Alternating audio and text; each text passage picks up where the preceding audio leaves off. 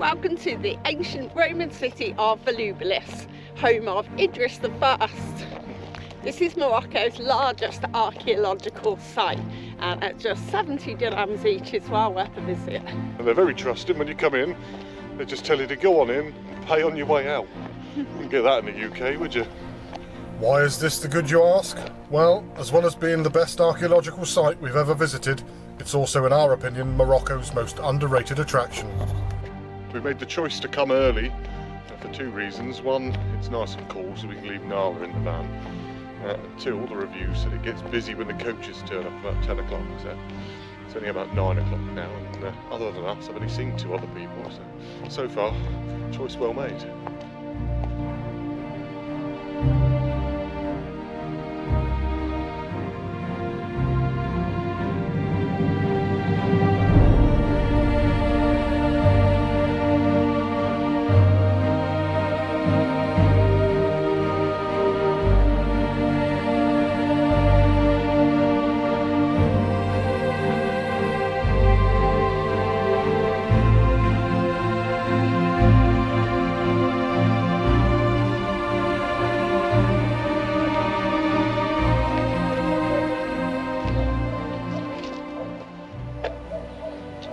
During the height of the Roman Empire, the Romans would pack up all of the salt that they'd mined in Rome and in Europe, and they would take it all the way through, and they would cross over into what is now Morocco, travel all the way through the land. They would go all the way through to Mali, where they would trade salt for gold, because Mali was surrounded by gold mines.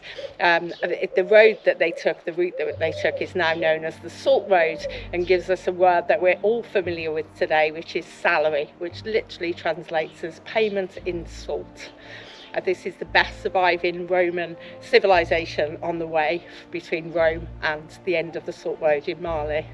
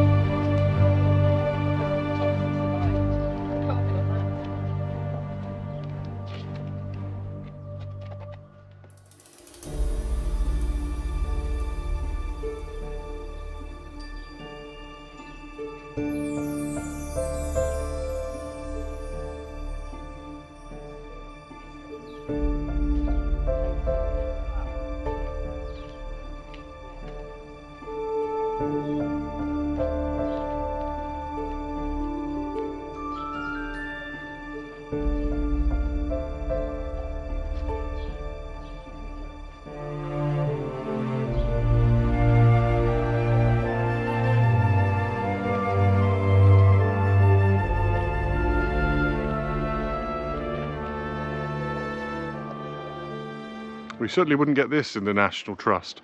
You're just allowed to walk around this site. There's no barriers or gates or anything like that, so you can get right in amongst the buildings. And we're stood now in what we think is some sort of mill or kitchen area.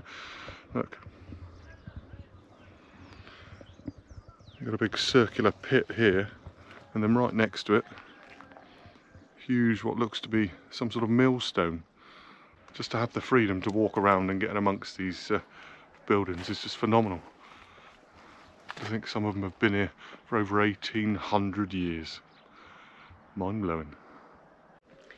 All along this side there appears to be dwellings, much smaller rooms than the big halls on this side, and on this one you can see all the channels cut into the ground that look like some kind of rudimentary plumbing or drainage system, all running off into this big vat over here.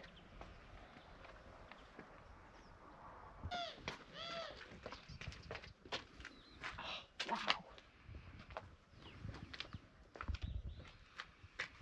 Look at the detail on that.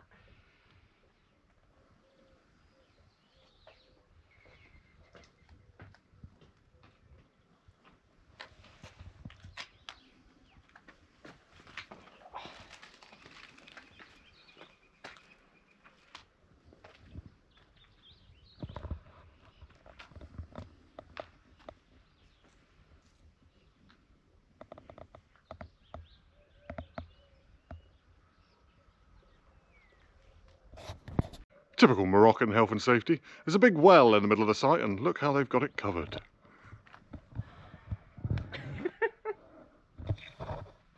Yep, that's going to stop me falling down.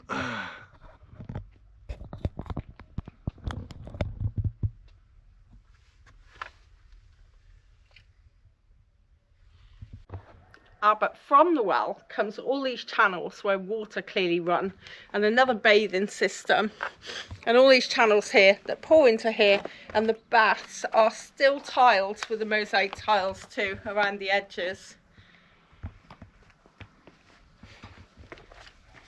What a fancy place to have a wash. Could we get one of these fitted in the van, love? We could try.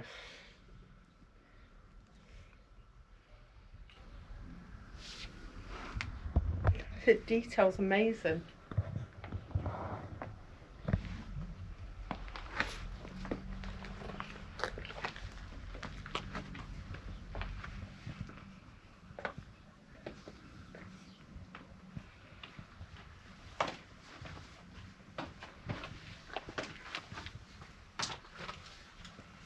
What's mad is 2,000 years later we're still putting that pattern on lino.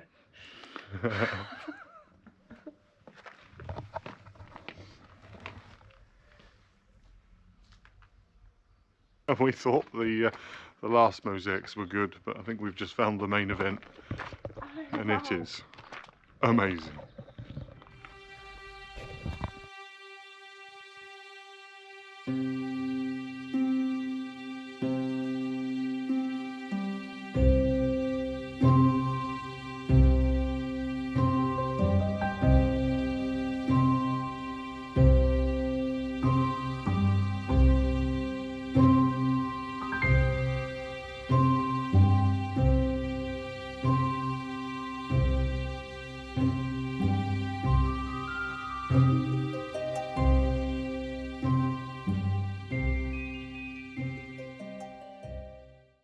The detail on the mosaics is just absolutely remarkable, beautiful. You can see there's been some repairs in places, but they are so well preserved. You can see in places where there was clearly marble that covered the walls, and that is long gone, just a few pieces left at the bottom. But the mosaics themselves, yeah, this place is well worth a visit. And we're now coming into what the sign says was a bakery. Let's see, you've got the grinding mills. All part of the restoration project, I believe.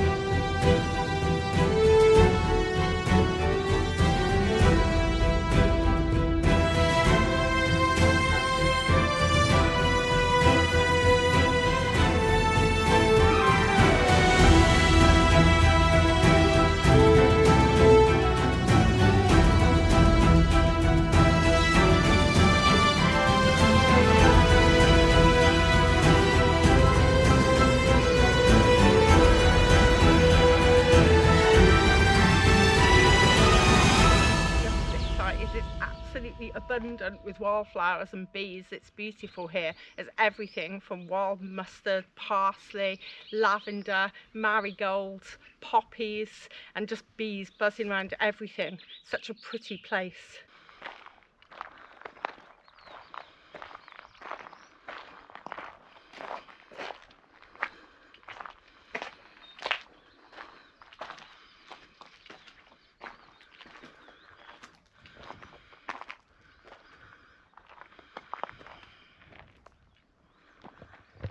I think we've seen everything now from a distance. This is what, 13 hectares you said? Yeah. Absolutely massive. It doesn't, you just, until you're in here and you see it, you just don't realise how big it actually is. And I don't think any of the long distance camera shots are going to do any justice to how big it actually is. No, But you need to come here when you come to Morocco. That bit today over that side is all fenced off, so you can't get in there, but you can see that they're actively working to restore things here, so it's understandable that the small parts are out of action. So that was a really good day out. I'd highly recommend Volubilis to anybody who comes here to Morocco. Really fascinating. We set out really early this morning as the sun was coming up, and we got here just before 9 o'clock. Highly recommend coming early in the morning. There's hardly any shade around the site, so it got very warm very quickly. It's a little bit too hot for me now in the full sun. And as we were leaving, so it's just 10 to 12 now, lots of people coming in there, streams, coach loads. So yeah, it clearly gets very busy there. But when we got here at before 9 this morning, we had the whole place to ourselves. I think we were the first ones in.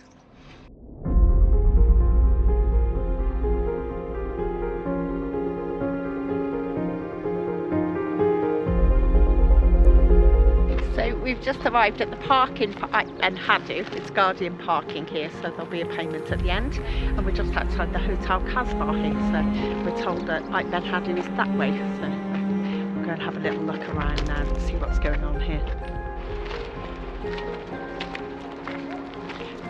Very busy here, including some big coaches. I think it's going to be like Volubilis, where we're going to wish we come at 8 AM.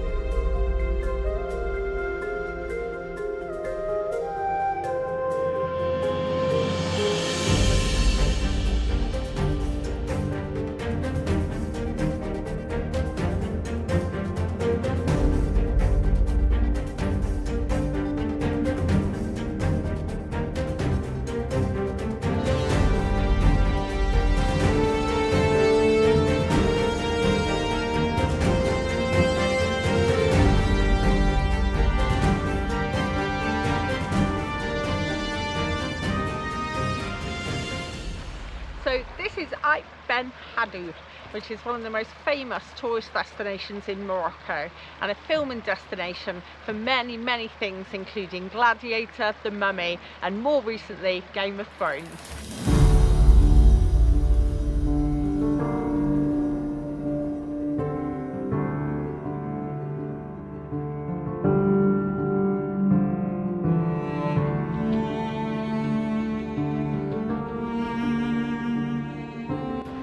I didn't realise I was going to have to go full commando and warn something different. we got no pants on.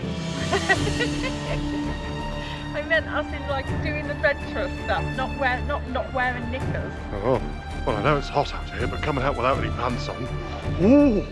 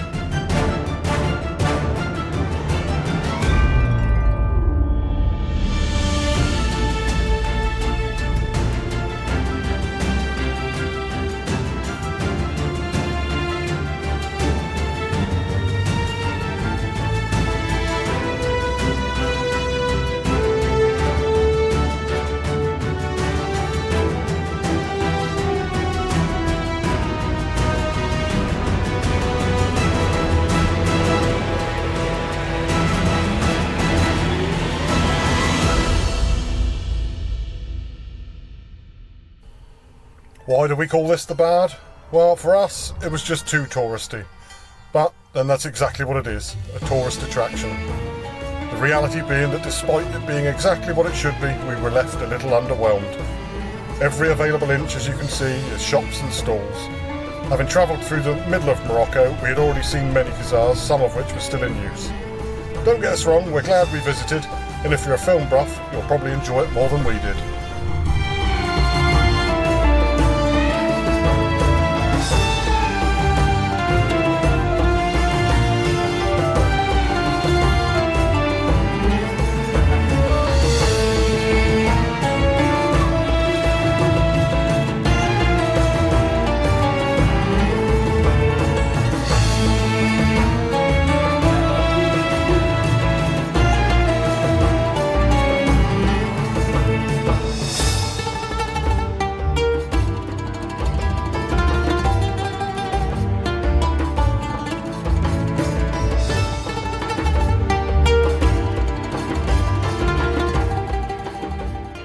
And now we're almost at the very top. As you can see, you should definitely come at 8 AM like we did at Volubilis.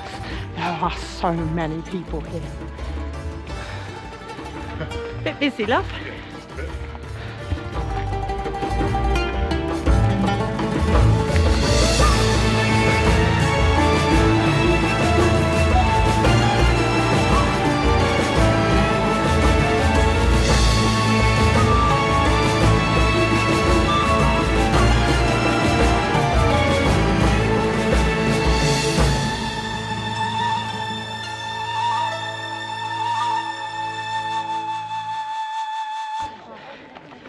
Everywhere I point the camera, it seems to be people posing for photos. That's me tripping over a rock. And we made it to the very top. We are literally the kings of the Ksar. It is very, very touristy today. I mean, it doesn't help that it's Sunday, I should imagine. No, yeah, it's very busy here, but you know what? We are tourists, so I suppose sometimes you just have to put up with the fact that other people are going to be in our places too. Yeah, lovely place, really interesting.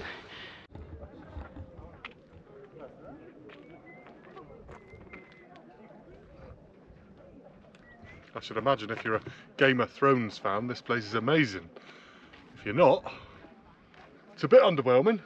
It's very nice, but yeah, every little room that you think you can go in is a shop. People are begging you to buy their stuff. It'd be nice just to have a wander around.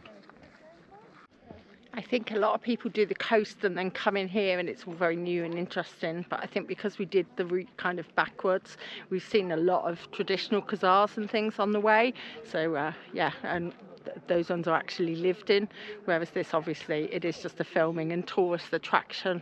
But anyway, we're glad we came and it was interesting all the same, aren't we, Grumpy Bum? Yeah, well, it's worth doing just to say we've done it. Would I come back? No. We found a little terrace to sit on, and they sell Sprite, which is something Stuart does want to buy. Great views as well over the whole Ksar.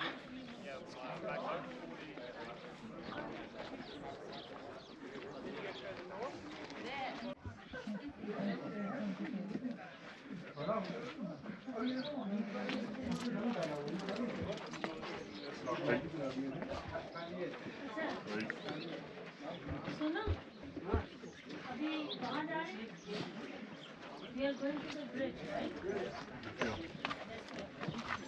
This way is the bridge, right?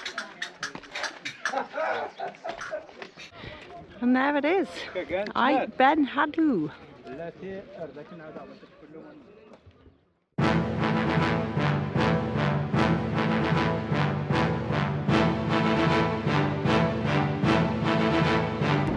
Are you all ready for a bit more off-road?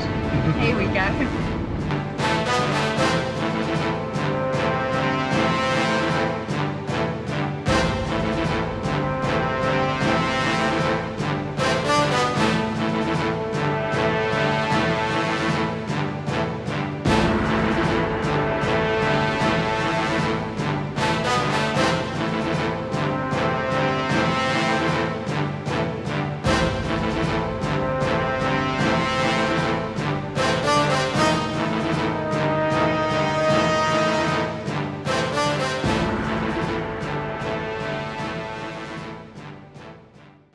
And here we are at Garda Medora, or as it's more commonly known, Carcel Portuguesa. It's just a natural cirque in the landscape, but as you can see from these walls that have been built at the start, the place has a much darker history than that. It's known as Carcel Portuguesa because it was used to hold African men who were brought up here and captured for slavery, and they would have been held here where they would have been sold before being transported over to Europe. In more recent years it has a much brighter outlook and use, in that it's been used for lots of movies. The Mummy 2, and what was the other one? Oh, Spectre, James Bond Spectre. It was used as the headquarters apparently. I don't watch James Bond films, they're all a bit ooh, ooh, ooh for me, but you know, might be your thing.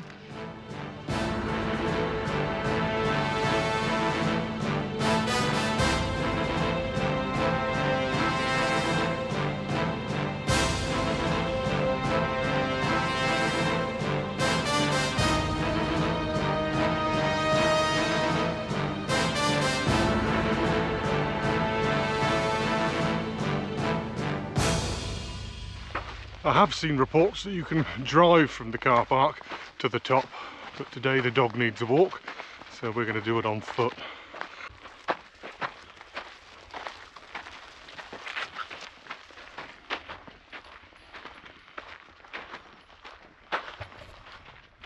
Yeah, I think we should have driven the van up here. It's a bit blooming hot to be doing all these hills. Whew. And flies. Oh, I thought they were bad in the desert, but they're a right pain in the arse here.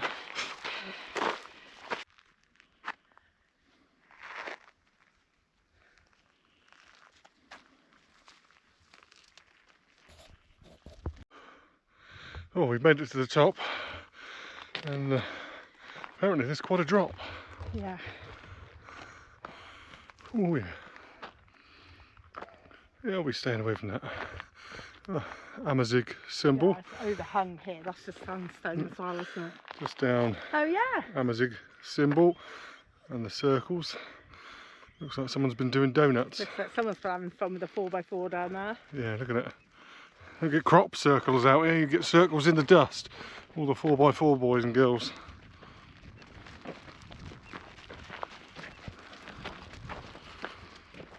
What a landscape. Wow.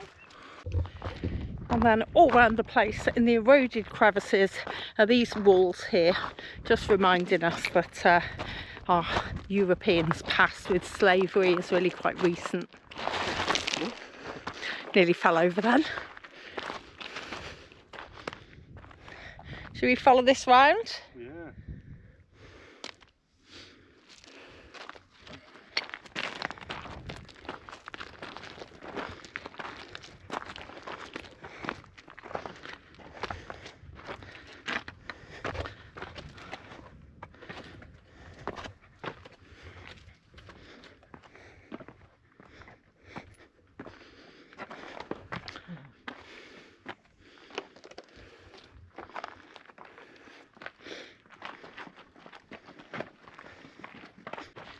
Quite extraordinary really, and a little bit saddening to think that these men who would have just been living in their villages, living their best lives, and to quote Neil Gaiman, not even knowing they were black, because of course without white there is no black, is there? You are just skin coloured.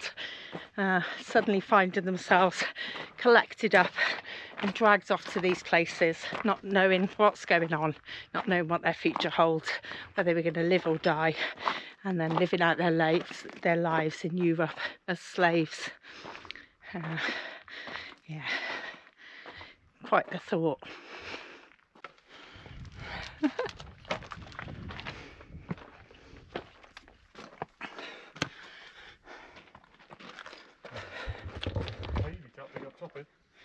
I saw that from down the bottom, like a cave opening. Yeah. Oh, you got longer legs than me.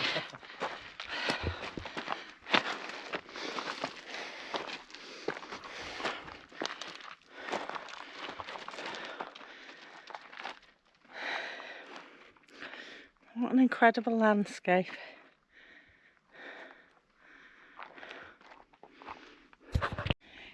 this one's like a mini version of the larger landscape here.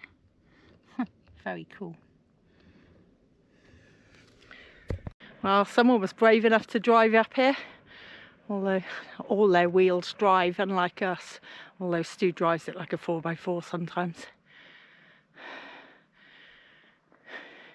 Really cool spot over there, I think, where people park. You can see this whole area is just a playground for 4x4s.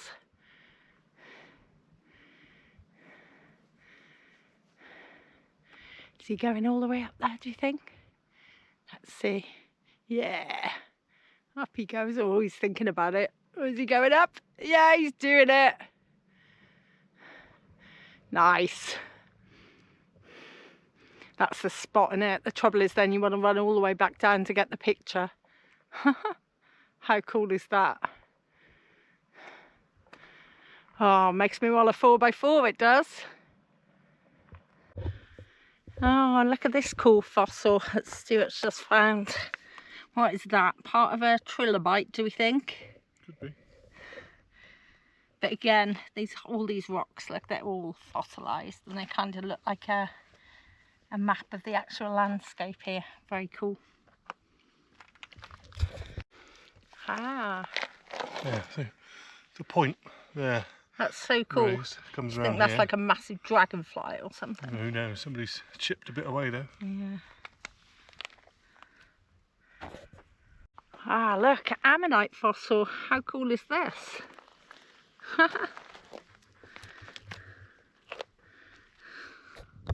Fossils are really ten a penny here. There must be absolutely millions of them because everywhere we go there's fossil sellers. It's bartering's traditional here, so, and you can barter them down quite cheaply. I just bought another couple today to take home. They make lovely gifts. So yeah, if you are into fossils, then buying them here is a great idea. And they start high in this region, the barterers do, so cut them right down. More of these straight ones here. They look like dragonfly tails, but they're absolutely huge. There's one there, and then there's another one just here. What a cool place. In fact, when you start looking, there are absolutely loads here. Stu's found another ammonite. Wow, look how big that is. And you got the little ones next to it. How Another cool is ammonite that? there. That is huge. That one's massive. Yeah, compared to my hand. Yeah. Yeah. Yeah, all these little ones next to it. Yeah, not a very good example compared to the ones you can buy here, but I can definitely see an ammonite in that.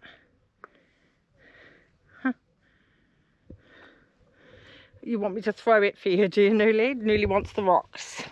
So this is Newly, and she's obsessed with rocks, and it doesn't matter where she goes in the world, all she wants is the rocks. That's right, isn't it? Do you want this rock with an ammonite in it? Do I need to throw it?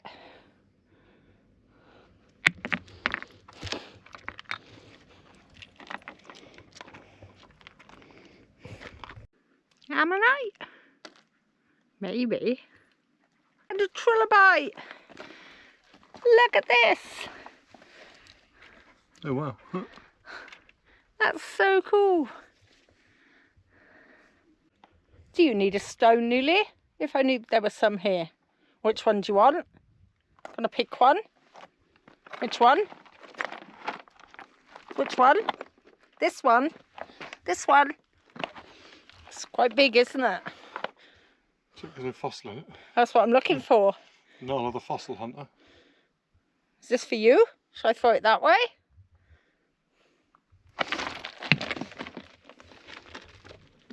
Always gonna have the big one, isn't she? The size of that, it's as big as your head. Stu's found a huge ammonite. Let's have a look. Oh! Oh wow, look at the size of that! How cool is that? That is a big one. Thanks very much. Oh wow, thousands of shells. Let's have a look. Look. Oh, Shells. look at that. Little tiny like ammonites and shells. And like, what's that? Something quite big, that. Yeah. It's mad, isn't it? Yeah, all of it. All shells. How cool is that? Yeah, all of those. Every single one of those dots. Huh. Way down here. That's cool. It's proper sea floor, that is, isn't it? Yeah. Things like that always amaze me, to think that where we are was once part of the sea floor. It's the same when you go up Snowdon as well. You get to the top and there's seashells in the rocks, which is really cool. It's at 1,000 metres. Just think how the people who go up Everest must feel, because that used to always also be the sea floor. And at the top of Everest, not that I've been there, you can find lots of seashells. Well, we're 850 metres above. Okay, so we're 850 metres above sea level right now. Yeah, Another yeah. cool little ammonite in the look. rocks. Look, they're so cool. There's so many of them here. And yeah, the whole surface of these rocks up here is just shell. You can see up here as well where the fossil hunters have been up here, and they've clearly chipped away big ammonites out of the rocks. There's just these hollow circles left behind. Very fascinating place, and despite the fact that there was no actual road coming in, pretty much anything could get in here. I think it wasn't too difficult unless you're in a very, very low vehicle. I think you'd be fine.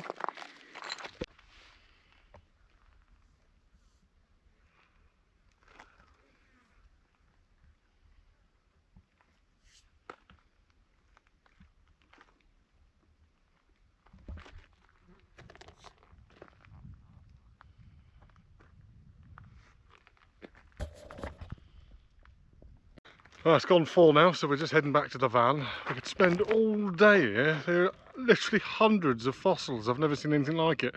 If only I'd brought a hammer and chisel with me. But we need to go and find somewhere to park up, so back to the van we go. What a wonderful day. Really cool landscape here, and interesting history to the area as well. It's been a really great day. Oh, these flies can do one now. Yeah, I've had enough of them. And that was the unbelievable. An ancient prison 850 metres above sea level in the middle of the desert, hiding thousands of fossils on what was, at some point in history, the sea floor. Thanks for watching.